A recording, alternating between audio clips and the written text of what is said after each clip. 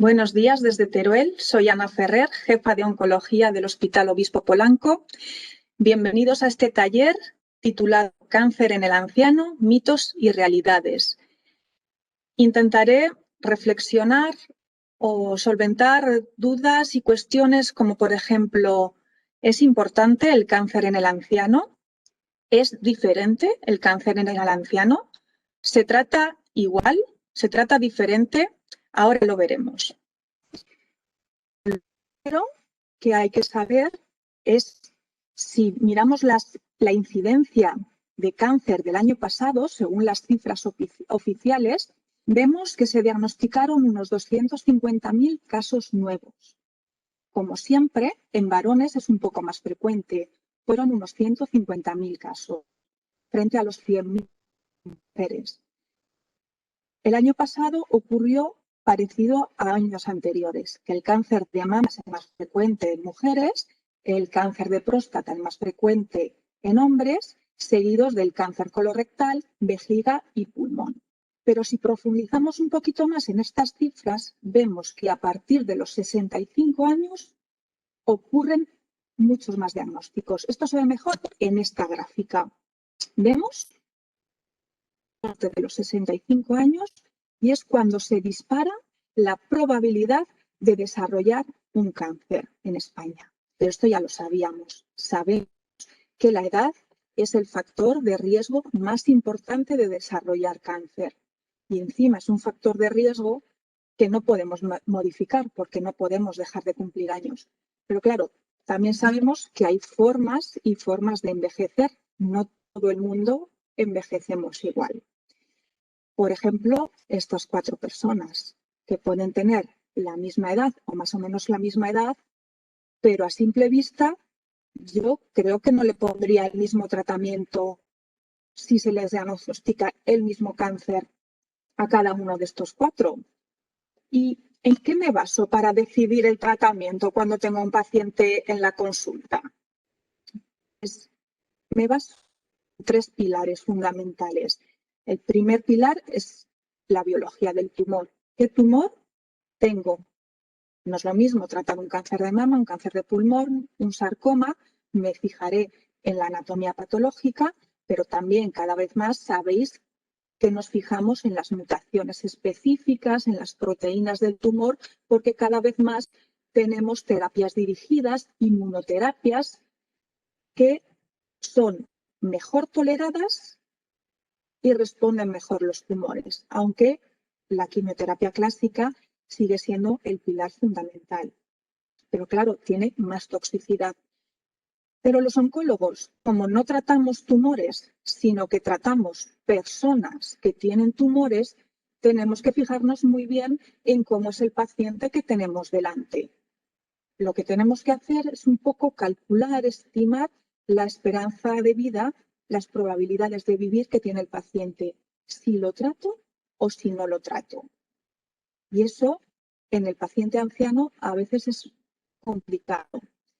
Una de las cosas que tenemos que tener muy en cuenta es lo que nosotros llamamos comorbilidades, que son las enfermedades asociadas.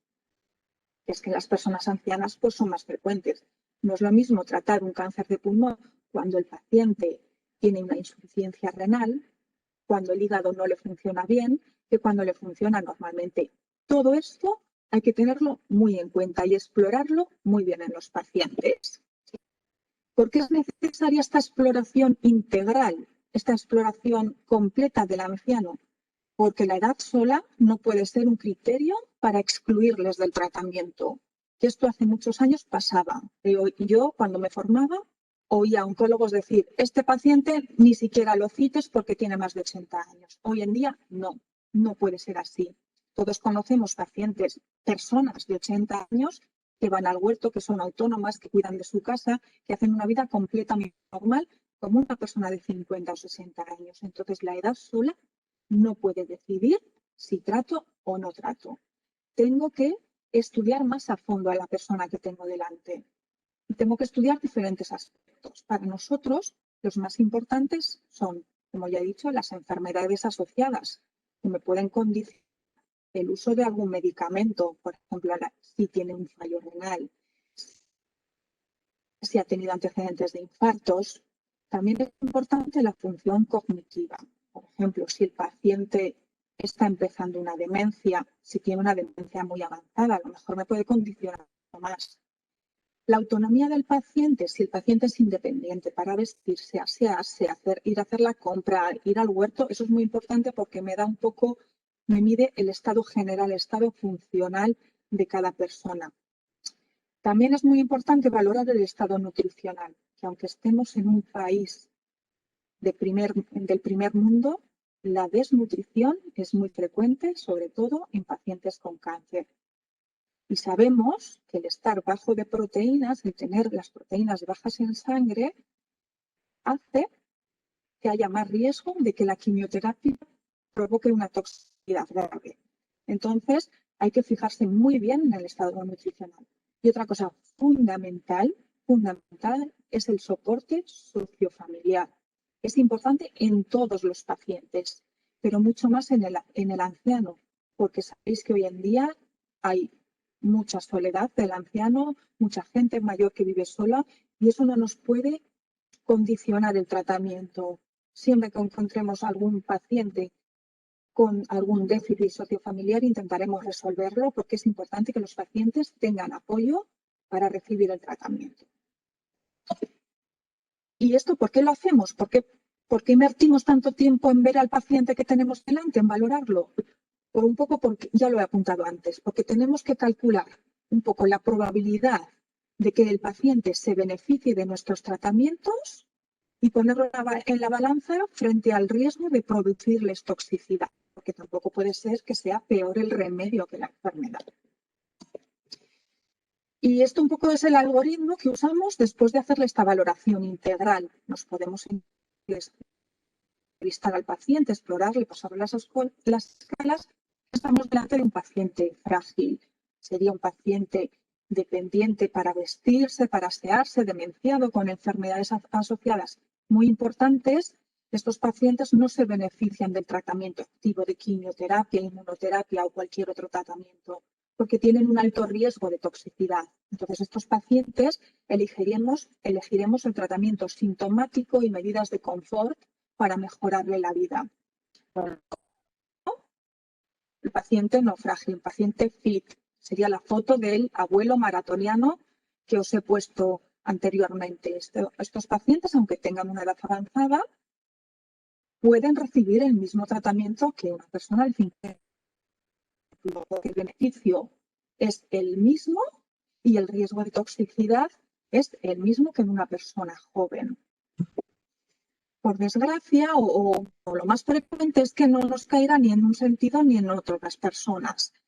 Que sean pacientes que tienen pequeños déficits, que podamos ir resolviendo, por ejemplo, un paciente que tenga un déficit nutricional que podamos resolver con suplementos proteicos o con algún tipo de dieta. Pero estos pacientes que no están ni muy bien, pero tampoco están muy deteriorados, lo que podemos hacer es adaptarles el tratamiento a las características de cada uno. Poner esquemas de quimioterapia que sean menos tóxicos, bajar las dosis, elegir medicamentos con un perfil de toxicidad mejor, para que al final todos acaben recibiendo un tratamiento individualizado y todo el mundo se beneficie de cualquiera de los tratamientos. Oiréis en el telediario y en todos los medios, estos son más dirigidos y individualizados, seleccionamos mejor los tratamientos para cada uno de los tumores, pero esto es exactamente lo mismo, pero seleccionando bien cada uno de los pacientes. Y ahora en esta segunda parte del taller os he traído unas frases, unos comentarios que es frecuente que yo oiga en la consulta, que a veces no son del todo verdad. Me gustaría reflexionar un poco sobre estos comentarios.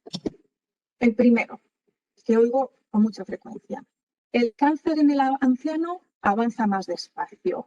Sería el típico hijo que viene a la consulta y dice, ¿para qué vamos a tratar a mi padre si el cáncer en los mayores evoluciona más lentamente? ¿Esto es verdad o es mentira?